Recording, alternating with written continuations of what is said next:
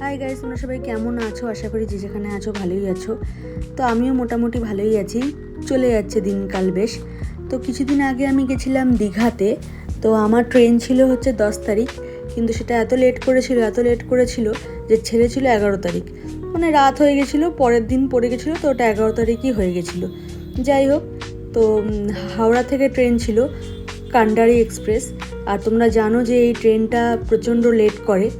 তো মানে মাঝখানে ঠিকঠাক শুনেছিলাম যে ঠিকঠাকই চলছিল, কিন্তু যখন আমি টিকিট বুক করেছিলাম তখন আমার এক্সপিরিয়েন্স আমি দেখলাম যে প্রচণ্ড লেট। মানে ভাবতে পারছো, দুপুরের ট্রেন, 10 তারিখ দুপুরের ট্রেন, সেটা ছেড়েছে হচ্ছে রাতে, মানে 12টার কাছাকাছি।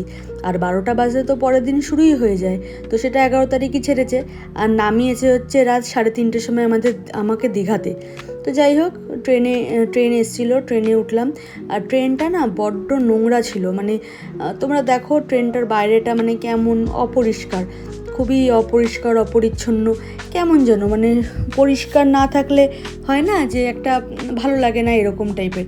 কিন্তু ট্রেনের ভেতরটা ছিল ঠিকঠাকই ছিল, ট্রেনের ভেতরটা অপরিষ্কার ছিল না, ভালোই ছিল।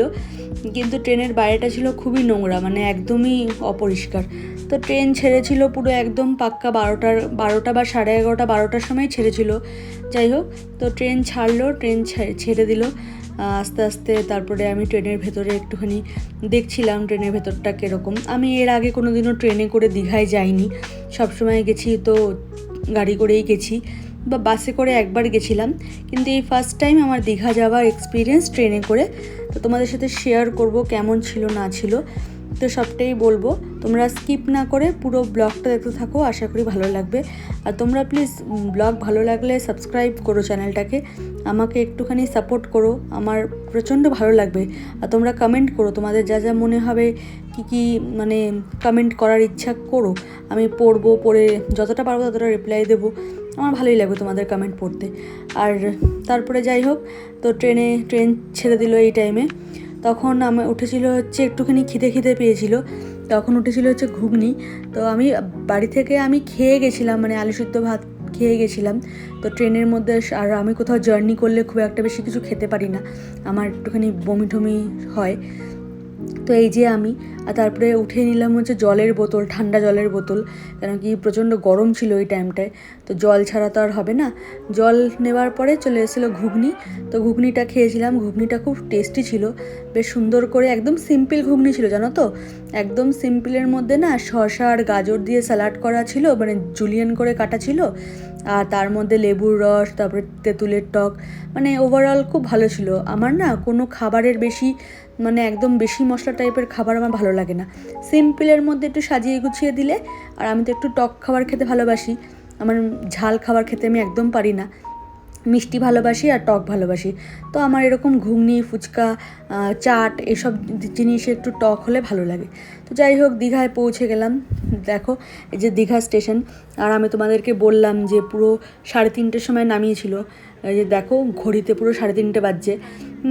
তো যাই হোক, আমি এই প্রথমবার দীঘা স্টেশন দেখছি। আমি এর আগে তো কোনো দিনও ট্রেনে করে আসিনি, তো এটা আমার ফার্স্ট টাইম এক্সপিরিয়েন্স। দীঘা স্টেশনটা দেখলাম ভালো করে ঘুরে। বেশি তো স্টেশন মানে প্ল্যাটফর্ম নেই, 3টে মাত্র প্ল্যাটফর্ম, তো দেখলাম। তো একটু এগিয়ে যেতে লাগলাম। আর এগিয়ে যাওয়ার সঙ্গে সঙ্গে দেখলাম হচ্ছে ওই জগন্নাথ মন্দিরের যে ওপরের যে চূড়াটা হয়, সেই চূড়াটা। তো ভালোই লাগলো দেখে। আর আমাদের ট্রেনটা দেখো, মানে জাস্ট নামালো। তো এই যে দীঘা স্টেশনের সাইনবোর্ড। তো পুরো স্টেশনটা ঘুরে ঘুরে দেখলাম। আর ওই যে দেখতে পাচ্ছ দূরে ওই যে চূড়াটা, ওখানে সবাই ওটা জুম করে করে, কারণ ট্রেন দাঁড়িয়ে ছিল তো পুরোপুরি দেখা যাচ্ছিল না, সবাই জুম করে ছবি তুলছিল, ভিডিও বানাচ্ছিল। তো আমিও তাই করলাম একটু। তারপরে আরও এগিয়ে যতটা এগোচ্ছি তত করে মন্দিরটা ক্লিয়ার হচ্ছে দেখাটা। তো এই এগিয়ে যাচ্ছি। তোমরা দেখতে থাকো, আশা করি ভালো লাগবে পুরো ব্লগটা। স্কিপ করো না, পুরো ব্লগটা দেখো। আর তোমরা জানিও আমাকে কমেন্টে তোমরা কে ট্রেনে করে এসেছো বা আগে এসেছো, বা তোমরা ট্রেনে করে আসো, আমাকে সব কমেন্ট করে জানিও। আগামী দিনে আমি যদি আবার ট্রেনে করে ট্রাভেল করি দীঘাতে, তাহলে আমার একটু সুবিধা হবে। আর তোমরা এটাও জানিও যে তোমরা কোন ট্রেনে এসেছো, লোকাল ট্রেন মানে হাওড়া থেকে যে লোকালসগুলো ছাড়ে সেগুলোতে, না তাম্রলিপ্ততে, না কান্ডারি এক্সপ্রেসে। যাই হোক, আমার তো এক্সপিরিয়েন্স তোমাদেরকে শেয়ার করলামই, যে আমি আগের দিনকে টিকিট কেটে পরের দিন ধরতে গেলে পৌঁছাচ্ছি। আগের দিনের দুপুরের ট্রেন, আমি সেখানে পরের দিন রাত, মানে ভোর, রাত বলবো না, ভোর 3:30টার সময় আমাকে নামালো। আমার হোটেল বুকিং ছিল, আগের থেকে বুকড ছিল হোটেল ময়ূরীতে। এটা স্টেশন থেকে একদমই কাছে, মানে ওই 5-10 মিনিট হাঁটা পথ। ওদের না বাস সার্ভিসও আছে, সেটা আমি তোমাদেরকে লাস্ট দিন একবারে শেয়ার করব, সেই ভিডিওতে তোমাদেরকে শেয়ার করে দেবো। তোমরা যদি কেউ ওদের বাস সার্ভিসে আসতে চাও, তো মানে ওদের বাসে করে আসতে চাও, তো ওদেরকে কন্ট্যাক্ট করতে পারো। তো আমি হোটেলে যাওয়ার আগে ভাবলাম একটু সি বিচ থেকে ঘুরে যাই, মানে অত রাতে ভোরে যাই বলি না কেন, আমাকে নামিয়েছিল তো পুরো, মানে ট্রেন জার্নি হলে তো ঘুমটুম সেরকমভাবে হয় না। তো হোটেলে আমার ঠিক তখনই সেই মুহূর্তে যাওয়ার ইচ্ছে ছিল না। তো আমি অত রাত্রেবেলায় গেছিলাম একটু সি বিচে, আর তখনও গিয়ে দেখছি যে লোকজন বসে আছে, মানে সবাই বসে আছে, মানে অনেক লোকজনই ছিল, অনেকে ট্রলি নিয়ে বসেছিল, অনেকে এমনিই বসেছিল। সি বিচের সামনে গিয়ে না ঠান্ডা হাওয়া দিচ্ছিল, মানে ট্রেন জার্নি করে, কোনো রকম জার্নি করে যে এক্সস্ট ফিলটা হয় না, সেই টাইমে যদি ঠান্ডা হাওয়া বা পায়ে জল লাগে, খুব ভালো লাগে। দেখবে শরীরের ক্লান্তি, যত মানে পরিশ্রম একটা হয় না, ধকল, ওই ধকলটা কেটে যাচ্ছিল। তো যাই হোক, আমি তখন গেলাম, গিয়ে দেখলাম অনেক লোক বসে রয়েছে। আর তোমরা ভিডিওতে দেখতেই পাচ্ছ যে অনেক লোক রয়েছে, মানে রাতে তো সেরকম ভিড় থাকে না, সন্ধ্যাবেলায় থাকে বা সকালবেলা, দুপুরবেলা থাকে, বিকেলবেলাও থাকে, কিন্তু রাত হিসাবে তখন পুরো পাক্কা 3:30টার সময়, মানে 3:30 না, ওই স্টেশন থেকে বেরিয়ে হাঁটতে হাঁটতে সি বিচে যাওয়া অবধি 4টে বেজেই গেছিলো। তখন দেখো যে অনেক লোক বসে রয়েছে। তো যাই হোক, একটুখানি দাঁড়ালাম, কিছুক্ষণ দাঁড়িয়ে দেখলাম সি বিচে, একটু হাওয়া খাচ্ছিলাম, আর ভালো লাগছিল, মানে জলটা আসছে যাচ্ছে। আর অনেক দিন পর, মানে আমি লাস্ট দীঘা গেছিলাম 2020-তে, তারপর থেকে আর দীঘা আমার যাওয়া হয়নি। তো তারপরে খুব ভালো লাগলো। হোটেলটা হোটেল ময়ূরী, একদম সি বিচের কাছে, মানে সি বিচ থেকে 5-10 মিনিট হাঁটা পথ, আবার স্টেশন থেকেও 5-10 মিনিট হাঁটা পথ। তোমরা দীঘা স্টেশনে নেমে ওখান থেকে বেরিয়ে টোটো, অটো বা পায়ে হেঁটে বলবে হচ্ছে শনি মন্দির, একদম শনি মন্দিরের সামনে, মানে শনি মন্দির থেকে 1 মিনিট 2 মিনিট। তো আর হোটেলটার সামনে মিয়া মোড়ও আছে। তো মানে আর যাই হোক, তোমাদেরকে সকালবেলায় ভালো করে হোটেলটা দেখাবো ঘুরিয়ে। তো পরদিন সকালবেলা ঘুম থেকে উঠে ফ্রেশ হয়ে বেরিয়েছিলাম সাইট সিইং করতে, কিন্তু সাইট সিইং করার আগে, মানে ঘুরতে বেরোনোর আগে ভাবলাম তোমাদেরকে হোটেলটা একটু ঘুরিয়ে দেখিয়ে দিই। আমি যখন পৌঁছেছিলাম তখন তো আর হোটেলটা ঘুরিয়ে দেখার মতন টাইম ছিল না, ভোর 4টের সময় আর কি হোটেল তোমাদের দেখাবো। আর তখন আমি নিজেই খুব ক্লান্ত ছিলাম, টায়ার্ড, প্রচণ্ড পা ব্যথা করছিল। যাই হোক, হোটেলের বাইরেটা তোমরা দেখলে, আর মিয়ামোড়ও আছে একটা একদম হোটেলের লাগোয়া। তো যাই হোক, ভেতরে ঢুকে রিসেপশনের সামনেই বসার জায়গা, মানে ওয়েটিং এরিয়া বলতে পারো, আর তার সাথে অ্যাটাচ ওদেরই রেস্টুরেন্ট। তো এখানে লিফটেরও ব্যবস্থা আছে, তোমরা যদি কোনোদিনও ফিউচারে আসো এই হোটেলে, তাহলে ওপরে রুম নিলে কোনো অসুবিধা হবে না যাওয়ার, লিফটের ব্যবস্থা আছে। আর এখানে দেখো গণপতি বাপ্পার একটা মূর্তি আছে, কি সুন্দর লাগছে দেখতে। আর একটা না অ্যাকোরিয়ামও ছিল, আর আমার না অ্যাকোরিয়াম দেখতে খুব ভালো লাগে, যখন মাছগুলো খেলা করেন আমার দেখতে প্রচণ্ড ভালো লাগে। তো আর এটা না সি ফেসিং না, মানে স্টেশন থেকে এই হোটেলটার ডিস্টেন্স হচ্ছে ওই পায়ে হেঁটে 5-10 মিনিট, আবার হোটেলটা থেকে সি বিচের ডিস্টেন্সও 5-10 মিনিট। তো সি ফেসিং তো আমি বলবো না, কিন্তু শান্ত পরিবেশ, মানে আমার যেমন শান্ত পরিবেশে হোটেল বা রুম বা বাড়ি যাই বলো না কেন আমার ভালো লাগে। বেশি একটা শোরগোল, মানে আওয়াজের মধ্যে আমার ভালো লাগে না, আমার একটুখানি শান্ত পরিবেশ পছন্দ। তো আমি ওই অনেক খুঁজে রিসার্চ করে আমার এই হোটেলটা মনের মতন লেগেছে বলেই আমি এখানে এসেছি। তো এটা আমার ফার্স্ট টাইম এক্সপিরিয়েন্স, আমার ভালোই লেগেছে, মানে হোটেলটা প্রচণ্ড ভালো লেগেছে। তারপরে এই যে ওপরে এলাম, ওপরে এসে আমাদের 407 নম্বর রুম ছিল। তো এই যে রুমটা আমাদের একদম কোণাতেই ছিল, তো এটাও একটা ভালো ছিল যে আমার রুমটা একদম কোণায় ছিল। তো এই যে রুমের অবস্থা, কেন কি ভোরবেলা এসেছিলাম তখন তো এসে ঘুমিয়ে পড়েছিলাম, আর তখন তোমাদের দেখানো হয়নি। এই যে বাথরুমটা ক্লিন ছিল, মোটামুটি ক্লিনই ছিল, আর একদম সুন্দর বেড, একটা ভালো বেড ছিল, মানে 2-3জন শোয়ার মতন। আর এই যে পুরো রুমটার একটু অগোছালো অবস্থা, কিছু মনে করো না তোমরা, কেন কি আমি এসেই তো সব জিনিসপত্র রেখে ঘুমিয়ে পড়েছিলাম, তখন রুমটার ভিডিও আর নেওয়া হয়নি। তো পরে তোমাদের আমি ভিডিও নিয়েছি তোমাদের সাথে শেয়ার করব বলে। তো এই যে একটা ওয়ার্ড্রোবও আছে, এরকম আলমারির কাম ওয়ার্ড্রোব, আর একটা ব্যালকানি ছিল, ব্যালকানিটাও তোমাদের দেখিয়ে দিচ্ছি। হোটেলটা আমি বুক করেছিলাম গোয়াই বিবো থেকে, অনলাইন বুক করেছিলাম। আর যখন এসে পৌঁছেছিলাম তখন সব হোটেলে খোঁজ নিয়েছিলাম, মানে এমনি জানার জন্য, কোনো হোটেলেই রুমস ছিল না অ্যাভেলেবেল। তো এই হোটেলটা আমি অনেক ভাগ্যক্রমে পেয়ে গেছি অনলাইনে, আর অনেক কম টাকায়। যখন এসে সব জায়গায় দেখছি যে অনেক চার্জেস হাই, আর কোনো জায়গায় রুম নেই। তো যাই হোক, তারপরে হোটেল থেকে বেরিয়ে গেলাম হচ্ছে একটু আখের রস খেতে, কেন কি সকালবেলা আগের দিন জার্নি করে এসে একটু সকালবেলা ব্রেকফাস্ট করার আগে ভাবলাম একটুখানি, তখন না সেই মুহূর্তে ডাব খুঁজে পাইনি, ডাব থাকলে হয়তো আমি ডাবই খেতাম। তো একটু আখের রস দেখেছিলাম, আখের রস খেলাম। তো আখের রস খেয়ে তারপরে একটু মার্কেট ঘুরলাম। এটা নিউ দীঘারই মার্কেট, মানে নিউ দীঘার সামনে, সি বিচের সামনে যে মার্কেটটা হয়, টুকটাক দোকান খোলা ছিল, তো ঘুরলাম। আর একটা চুলের গার্ডার, ক্লিপ, এগুলো কিনলাম। কিছু দেখলাম, অনেক কিছু দেখলাম, অনেক সফট টয়েস দেখো, আর অনেক সাজার জিনিস, ঘর সাজানোর জিনিস সব কিছু রয়েছে। তারপরে কড়ির কানের দুল, চুড়ি, ব্রেসলেট, আরও অনেক রকম জামা কাপড়ের দোকান, বল, টুপি, যত রকমের ছিল। তো এগুলো দেখে তারপরে গেলাম হচ্ছে ব্রেকফাস্টের একটা দোকান খুঁজতে। ব্রেকফাস্টের দোকান খুঁজে ব্রেকফাস্ট করলাম। ব্রেকফাস্ট করে তারপরে গেলাম হচ্ছে সি বিচে। আর আমি শর্টসে না আলাদা করে ছাড়বো, যে 3-4 দিন ছিলাম, যে আমি দীঘায় কী কী খেয়েছি না খেয়েছি, তাহলে আলাদা করে একটা শর্টস ছেড়ে দেবো, মানে একটা না, পরপর 3-4টে ভিডিও আসবে, শর্টস ভিডিও। তোমরা ওখানে দেখে নিও যে আমি দীঘায় কী কী খেয়েছি না খেয়েছি। তাও এখানে ঘুরলাম, আর তখনও সমস্ত দোকানপাট বসেনি, টুকটাক করে বসছিল। আর ওয়েদারটা ছিল একদম মেঘলা, কিন্তু গুমোট আর প্রচণ্ড গরম, মানে ঘাম হচ্ছিল, ঘামতে ঘামতে একদম অস্থির, মানে প্রচণ্ড কষ্ট হয় এই সি বিচের সামনে যদি এরকম গরম থাকে। আর এত গরম, মানে গরমের কোনো কমার কোনো নাম নেই, খুব কষ্ট হচ্ছিল, মানে এরকম ওয়েদারে খুব কষ্ট হয়। মেঘলা যতই থাকুক, যদি গুমোট থাকে না, তাহলে আর ঘাম হলে প্রচণ্ড কষ্ট হয়। আর হাওয়াটাও একদম ঠান্ডা ছিল না, ভালোই গরম ছিল, মানে খুবই গরম ছিল, কষ্ট হচ্ছিল। তো যাই হোক, একটুখানি ঘুরে ঘাড়ে আশেপাশে এলাম হচ্ছে এই দোকানটায় ব্রেকফাস্ট করতে।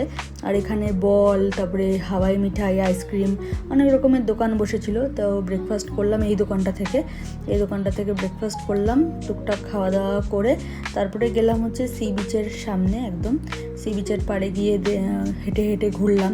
আর দেখো তোমরা জাস্ট একটু ভিড়টা দেখো, মানে এত ভিড়, মানে ওই টাইমে সকাল তখন 10টা-11টা বাজছিল, মানে সবাই নেমে গেছে স্নান করতে, প্রচণ্ড ভিড়, তার মধ্যে এরকম বাজে ওয়েদার। আর মানে কি বলবো, এতটাই ঘাম, আর সবাই আইসক্রিম খাচ্ছে, কোল্ড ড্রিঙ্কস খাচ্ছে, সোডা খাচ্ছে। তো আমি একটুখানি হেঁটে হেঁটে এদিক ওদিক ঘুরছিলাম, আর ভিড় দেখছিলাম, সবাই স্নান করা দেখছিলাম, যে যার মতন এনজয় করছিল, ফটো তুলছিল, ভিডিও তুলছিল, তো সবাই এনজয় করলো। আমার একটা ইচ্ছে আছে জানো তো, আমার না একবার শীতকালে সি বিচে আসার খুব ইচ্ছা, মানে এই দীঘাতে আসার বা মন্দারমণিতে আসার খুব ইচ্ছা, মানে কাছাকাছি যখন যেটা সুবিধা হবে। আমি গোয়া গেছিলাম, কিন্তু তখন তো ভিডিও করতাম না, মানে ব্লগ করতাম না, তো সেরকম কোনো ভিডিও নেই যে ব্লগে ছাড়বো তোমাদের সাথে শেয়ার করব। তো পুরী গেছিলাম অনেক ছোটোবেলায়, আমার ঠিক মনেও নেই, হালকা মেমোরিজ আছে, মানে ওটাকে মেমোরিজ না বলাই ভালো, কেন কি আমার ঠিক ভালো করে মনে করতে গেলে সেরকমভাবে ঠিক কিছু মনে পড়বেও না, কেন কি অনেক ছোটোবেলায় আমি গেছিলাম। তো যাই হোক, আমার খুব ইচ্ছা আছে একবার শীতকালে যে কোনো সি বিচে একবার যাওয়ার। তো দেখো এই যে সি বিচের সামনে বসেছিলাম আমি, আর মার্বেল দিয়ে পুরোটাই তো বাঁধানো, তো এখানেই বসেছিলাম আমি। তো একটু এগিয়ে তারপরে বসে কিছুক্ষণ একটুখানি আরও হেঁটে হেঁটে ওই দিকটায় যাচ্ছিলাম। তো এই যে দেখো কি সুন্দর, এমনিতে তারপরে রোদ উঠে গেছিলো, মানে মেঘলা তখন আর ছিল না, ভালোই রোদ উঠে গেছিলো। তো এই দিকটায় এলাম, তো অনেকটা ফাঁকা হলো, এই দিকটায় এসে পুরোটা হেঁটে হেঁটে যাচ্ছিলাম।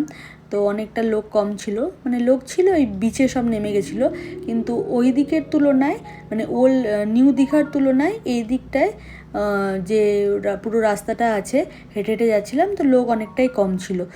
আর এই যে পার্কের যে রাস্তাটা ঢেউসাগর পার্ক, তো এটা শুরু হলো। আর তারপরে এই যে আস্তে আস্তে হেঁটে হেঁটে সব দেখছিলাম। আর একটা জিনিস না তোমাদের সাথে শেয়ার করি, এখানে এই মার্বেলে পুরো ক্লিয়ারলি লেখা ছিল যে পরিষ্কার পরিচ্ছন্ন বজায় রাখুন। তারপরে মানে কিন্তু দেখলাম যে চারদিকে ওই পান মশালা যে পান পাড়া খায় ওগুলো খেয়ে খেয়ে নোংরা করা, মানে এত খারাপ লাগে না, এই সৌন্দর্যটা পুরোপুরি নষ্ট হয়ে যায় জানো তো। এই যখন মানে ওগুলো তো বসার জায়গা, ওখানে যখন এই পানের ইয়ে দেখি খুব খারাপ লাগে মানে একদম। আর প্রচণ্ড মানে ডাস্টবিন রয়েছে, কিন্তু ডাস্টবিনে কেউ নোংরা ফেলে না, রাস্তার মধ্যেই সবাই নোংরা ফেলে দিচ্ছে, সিগারেটের প্যাকেট, তারপরে পান পাড়াকের প্যাকেট, আরও অনেক রকম আবর্জনা নোংরা। তো এইগুলো একটু দেখে খারাপ লাগলো যে দীঘা যতই হোক খুব সুন্দর জায়গা, তো এরকম নোংরা না করে একটু যদি পরিষ্কার পরিচ্ছন্ন রাখা যায় তাহলে তো আমাদেরই নিজেদেরই ভালো না। এরকম নোংরা করে রাখলে তো নিজেদেরই মানে পরিবেশটা দূষণ হচ্ছে। যাই হোক, এই যে তারপরে গেলাম হচ্ছে একটা আইসক্রিমের দোকানে কেন কি প্রচণ্ড গরম লাগছে, অনেকটা হেঁটে হেঁটে সেই ওদিক দিয়ে হেঁটে হেঁটে এসে একটা আইসক্রিমের দোকান পেলাম। তো একটা আইসক্রিম খেলাম আমি এইখান থেকে একটা হ্যাভমোরের একটা পিস্তাশিওর আইসক্রিম খেয়েছিলাম। এই আইসক্রিমটা আমার খুব ভালো লাগে। তারপরে করতে গেছিলাম হচ্ছে লাঞ্চ। এটা হচ্ছে রানীকুঠি বলে একটা হোটেল আছে, ওই রানীকুঠি হোটেলের রেস্টুরেন্ট। তো এখানে খেয়েছিলাম হচ্ছে পমফ্রেট আর কাতলা মাছ দিয়ে ভেজ থালি, মানে ভেজ থালি আলাদা করে অর্ডার করেছিলাম, তার সাথে পমফ্রেট মাছ দিয়েছিল একটা, আর একটা কাতলা মাছ দিয়েছিল, শুক্তো, ডাল, একটা তরকারি, পাঁপড়, লেবু আর ভাত, এসব ছিল। তো হোটেলে গিয়ে রেস্ট করে তারপরে বিকেলবেলা বেরিয়েছিলাম হচ্ছে জগন্নাথ মন্দিরের দর্শন করতে যাওয়ার জন্য। তার টোটো ঠিক করছিলাম, টোটো ঠিক করে কথাবার্তা বলে, কেন কি স্টেশন থেকে বেশ অনেকটাই দূর, মানে হোটেল থেকে অনেকটাই দূর। যাই হোক, গেলাম জগন্নাথ দেবকে দর্শন করতে। আর এই যে এই রাস্তাটা দেখো কি সুন্দর। আর এই মানে তোমরা জানিও কমেন্টে যে তোমরা কে কে জগন্নাথ মন্দিরে এসেছো, দর্শন করে গেছো। আর আমি এই ফার্স্ট টাইম তো আসলাম, তো আমি যাই ভেতরে গিয়ে তোমাদেরকে তারপরে বাকিটা দেখাচ্ছি।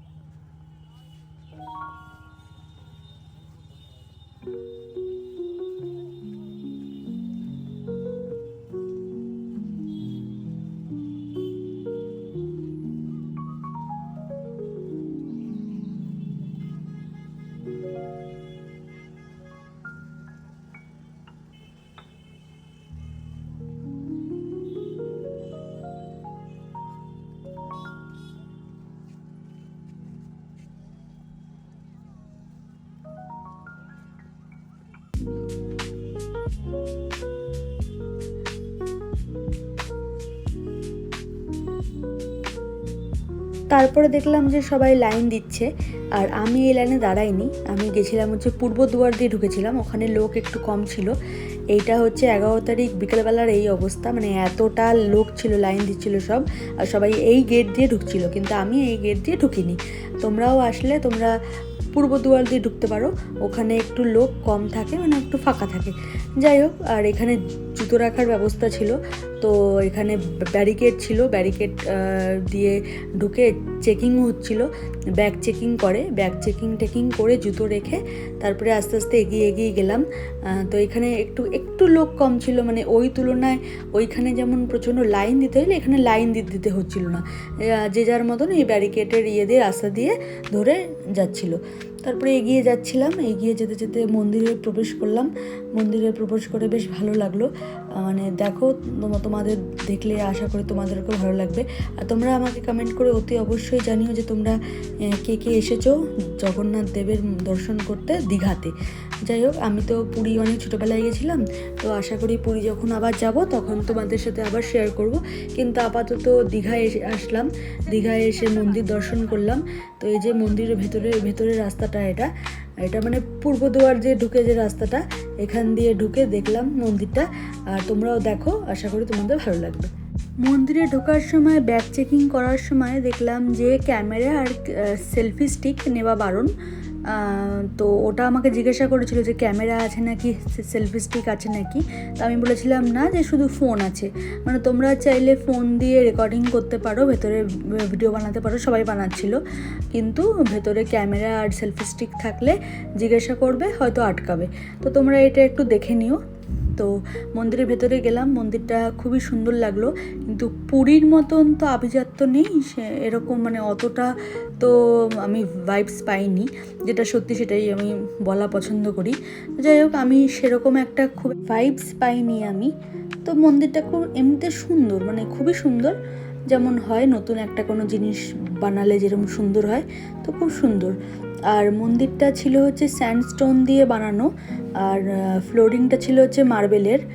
আর ভেতরে যে জগন্নাথ দেবের যে বিগ্রহটা, মূর্তিটা, ওটাও খুব সুন্দর ছিল। তো ওটা তো নিম কাঠ দিয়ে বানানো হয়েছে পুরীতে। এখানে কি কাঠ দিয়ে বানানো সেটা আমার আইডিয়া নেই, আমি ঠিক জানি না। তোমরা কেউ জেনে থাকলে আমায় কমেন্ট করে জানিও। আর এটা অ্যাপ্রক্সিমেটলি 200 কোটি টাকা দিয়ে বানানো হয়েছে। তো এইটুখানি আমি জানি, বেশি কিছু আমার আইডিয়া নেই, বেশি কিছু আমি তোমাদেরকে জ্ঞান দেবও না। তোমরা ভালো করে যদি জেনে থাকো কেউ, কমেন্ট করে অবশ্যই জানিও যে আরও কী ডিটেলস আমার বলা উচিত ছিল, বা কি আমি মিস করে গেছি। তো যাই হোক, এই যে মন্দিরের ভেতরটায় ঢুকলাম, মানে আস্তে আস্তে পরপর একটা করে গেট দিয়ে ঢুকবো ভেতরে। তখন দেখতে থাকো, ব্লগটা স্কিপ না করে, আশা করি ভালো লাগবে।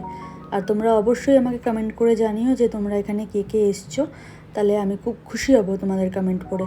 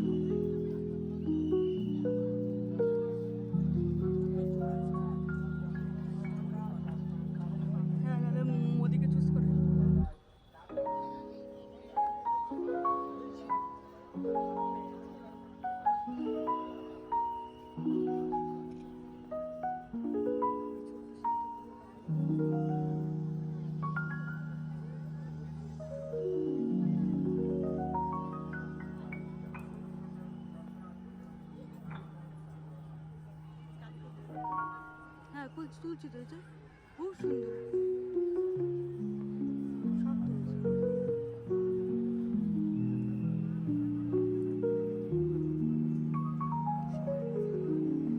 খুব বড়।